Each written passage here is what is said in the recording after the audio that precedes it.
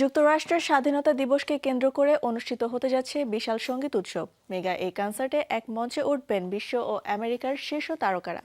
সঙ্গীত উদযাপন আর ঐক্যের আবেগে ভরে উঠবে Benjamin Franklin Parkway.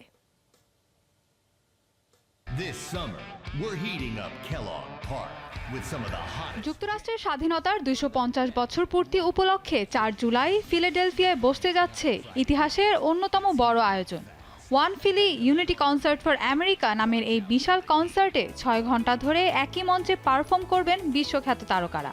Benjamin Franklin সেদিন ভরে উঠবে গান আর স্বাধীনতা দিবসের উৎসবের আমেজে। আয়োজকদের দাবি, এটি হতে যাচ্ছে যুক্তরাষ্ট্রের ইতিহাসে সবচেয়ে বড় ফ্রি লাইভ কনসার্টগুলোর একটি। তবে সবচেয়ে বড় বিষয়, এই আয়োজন সবার জন্যই উন্মুক্ত।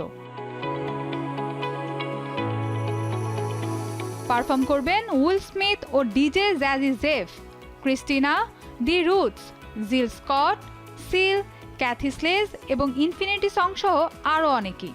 পুরো অনুষ্ঠানটি উপস্থাপনা করবেন জনপ্রিয় কমেডিয়ান ওয়ান্ডা সাইক্স।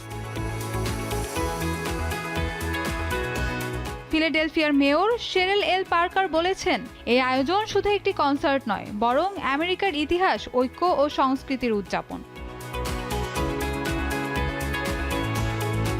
এই মেগা ইভেন্টের প্রযোজনায় রয়েছে ESM প্রোডাকশনস।